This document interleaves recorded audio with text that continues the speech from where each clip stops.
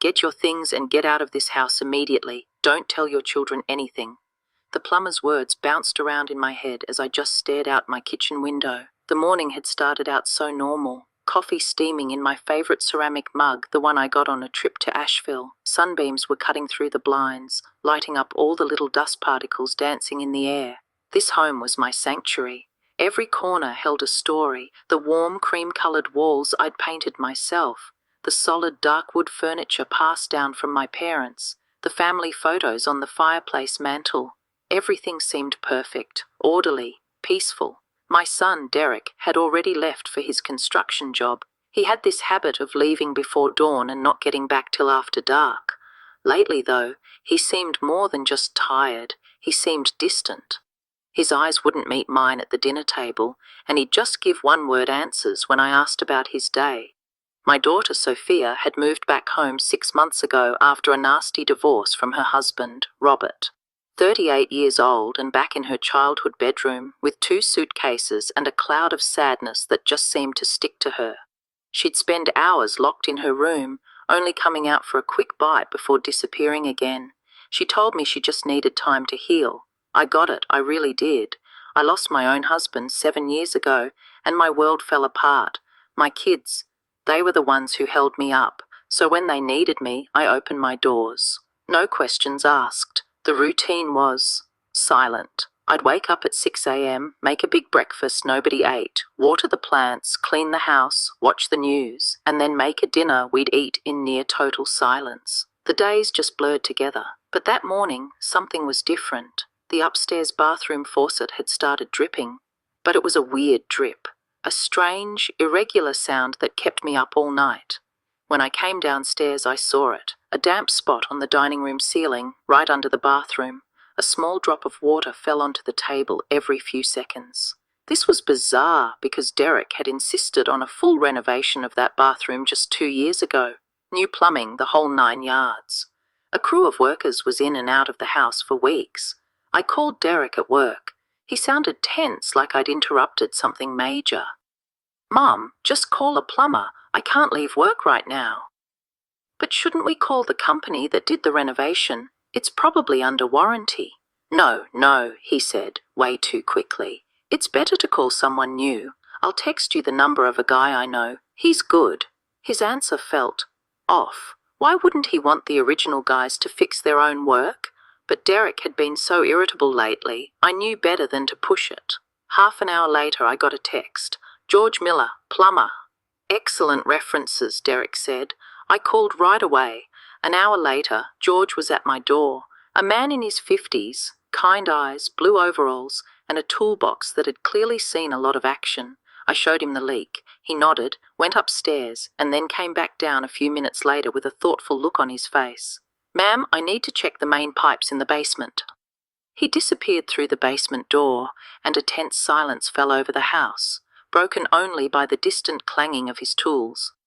I decided to make some lunch. Maybe the smell of my chicken stew, Sophia's childhood favourite, would bring her downstairs.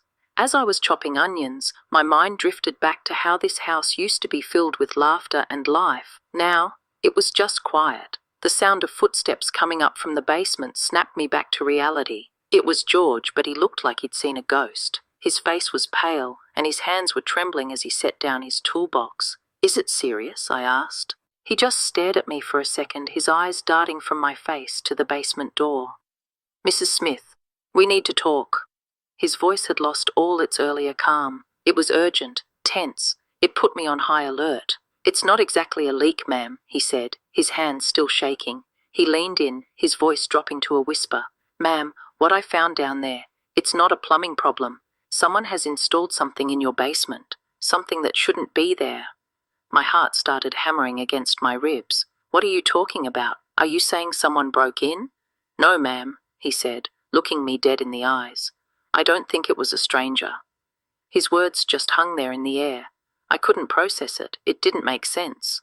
"Mrs. Smith," he said, his voice soft but firm, "I need you to come with me to the basement. You need to see this for yourself." Every creak of those wooden stairs on the way down sounded like a warning. The basement looked normal at first. But then George led me to the far corner behind the furnace, a spot I never looked at. He shined his flashlight behind some pipes, and then I saw it. It was a metal box the size of a toaster, with a series of thin plastic tubes connected to it. Some tubes held different coloured liquids. Others were attached to digital timers with flashing red numbers. "What is that?" I whispered. "This," George said, his voice grim, "is connected to your house's ventilation system. Specifically, these tubes run directly into the air ducts that lead to your bedroom." My mind just went blank. My bedroom? What does that mean? It means someone has installed a system to release substances into the air you breathe while you sleep. Substances designed to make you sick. Slowly. The pieces started clicking together in the most horrible way imaginable. The constant fatigue, the headaches I'd been blaming on old age. The bathroom renovation Derek supervised, Sophia's chemistry degree she got before she married Robert. They had the know-how, they had the opportunity. "How long has this been running?" I asked, my voice cracking. George examined the timers. Based on the wear and the residue, I'd say at least 8 or 9 months. 9 months. Exactly when I started feeling sick all the time. I felt like the floor was about to give out from under me. My own children, my own flesh and blood. How could they? If you believe that a mother's love should be the most sacred bond in the world, a bond that should never be broken like this, do me a favor and hit that subscribe button right now. Let me know you're on my side. If you wouldn't subscribe, go to the comments and tell me why you think family doesn't owe each other anything. I need to understand. "There's something else," George said, pointing his flashlight at a small digital screen on the device. "This system is programmed to gradually increase the concentration. Over time, the effects become more severe." "More severe how?"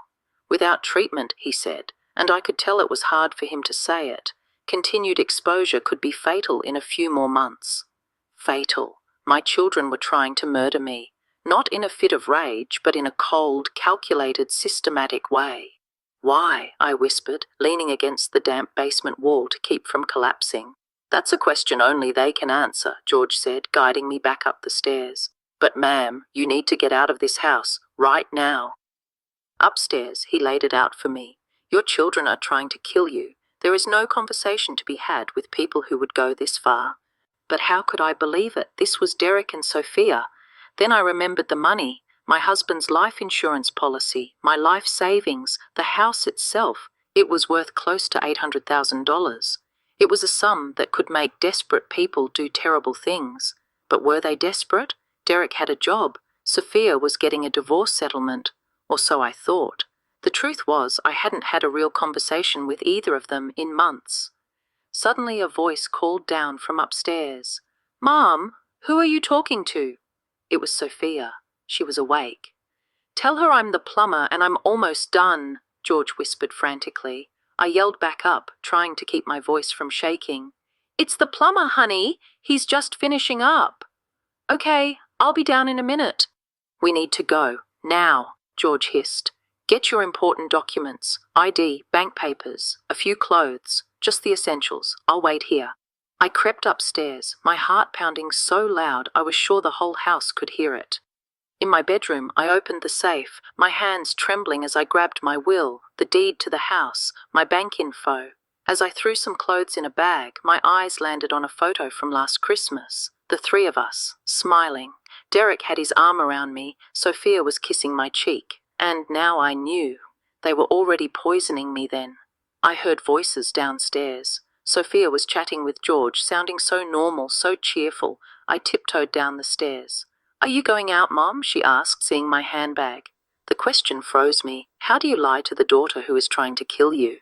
"Yes," I managed to say. "Just a few errands. Want me to come? I don't have any plans." The offer was terrifying. No, it's just boring bank stuff," I said quickly. George chimed in perfectly. "Well, Mrs. Smith, my work is done. That'll be $60. I paid him, our eyes meeting for a second. His look said, "It's time." As I walked out the door of the home I'd lived in for 40 years, Sophia called out with a sweet smile. "I love you, Mom." The words that used to be my world now felt like acid. I lied right back. "I love you too," and walked out into the fresh air, not knowing if I'd ever be back. My gut had been screaming at me for months that something was wrong with my kids, but I kept making excuses for them. I ignored it. If you've ever had a gut feeling that you pushed aside, only to regret it later, subscribe to this channel right now so you never miss another warning sign. We all need the reminder. George drove me to a small, quiet coffee shop downtown. We need to call the authorities, he said. This is attempted murder. The word just hung there, murder. As we tried to figure out the next step, George told me why he was so willing to help. He'd lost his own mother 5 years ago. For months she had the same weird symptoms I did. It was only after she died that they discovered his brother had been stealing her money and messing with her medication. I couldn't save my mother, he said, his voice thick with emotion. But when I saw what was happening in your house, I knew I had a second chance to do the right thing. Just then, my phone buzzed, a text from Sophia. Mom, is everything okay? You've been out longer than usual. They were already watching the clock. We had to act fast. George came up with a plan. He would go back to my house, pretending to double-check his work. While he was there, he'd take detailed pictures of the device as evidence. In the meantime, he checked me into a hotel downtown under his name so they couldn't find me. Do you have a will? He asked before he left. Yes, I told him. Everything is split evenly between Derek and Sophia. That confirms the motive, he said grimly. But my will has a clause, I added. If my death is the result of a crime, they get nothing. And that, George said, is why they chose a method that looks like a natural illness. The sheer cold-blooded calculation of it all made me sick. Alone in that sterile hotel room, the calls and texts started flooding in.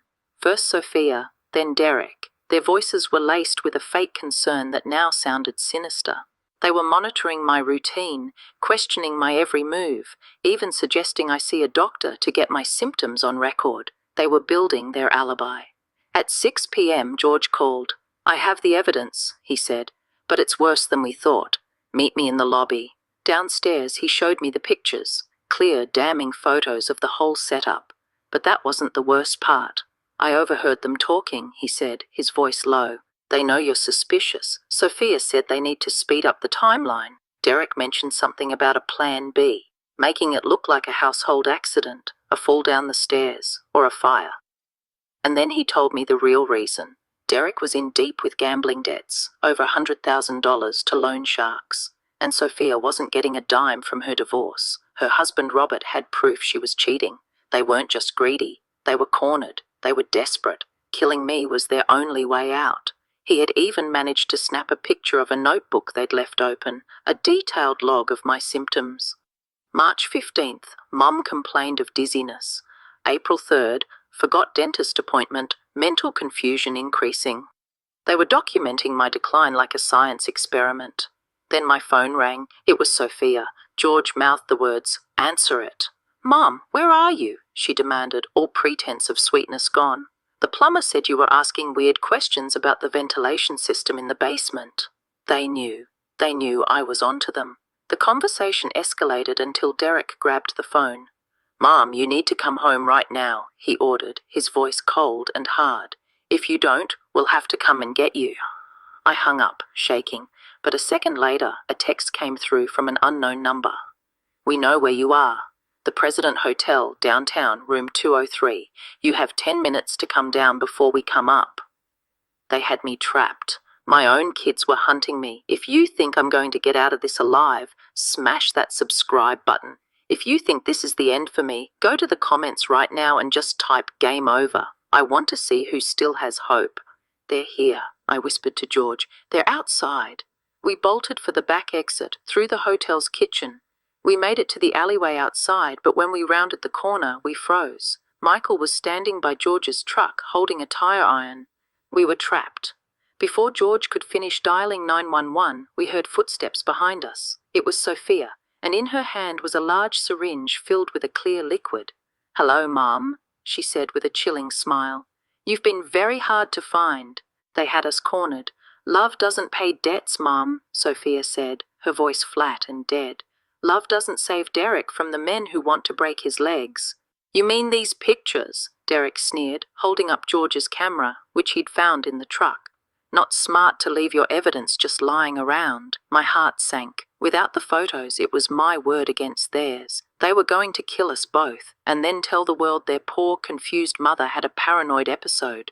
But just as Sophia lunged forward with the syringe, we heard it. The most beautiful sound in the world. Sirens. Getting closer and closer.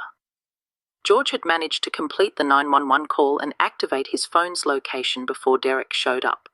In seconds, police cars screeched to a halt at both ends of the alley, blocking any escape. "Police, hands where I can see them!" It was over. That plumber, George, a man I'd known for less than a day, put his life on the line for me. He was a complete stranger who became my savior. If you believe there are still good people in this world, people like George who do the right thing no matter the cost, prove it by subscribing. Show some love for the heroes we don't expect. At the station, the police got a warrant and searched my house. My kids were arrogant. In their rush to dismantle the device, they missed things. The detectives found chemical residue in my bedroom vents. And most damning of all, they found the notebook, the detailed log of their experiment, hidden under Sophia's mattress. The trial was a nightmare. The whole ugly truth came out. Michael was sentenced to 25 years in prison. Sophia got 20. Neither of them ever showed a single shred of remorse. I sold the house. I couldn't stand to be in a place filled with so many toxic memories. I moved to a small apartment in a quiet coastal city a few states away. The ocean air helps me breathe again. George and I are friends now, true friends. He visits every few months, and we talk on the phone every week. He helped me see that family isn't about who you share blood with. It's about who shows up for you when your world is falling apart. Some family can become dangerous strangers, and some strangers can become your truest family. A single water drip from a ceiling revealed a conspiracy that would have ended my life. It taught me that salvation can come from the most unexpected places, and the deepest betrayals can come from the people you love the most. I had to learn the hardest lesson of my life to survive. I wouldn't wish that pain on anyone. To make sure you never have to learn it the way I did, subscribe and become part of a community that looks out for each other. Let's make this a family that's built on trust, not betrayal. Thanks for listening to my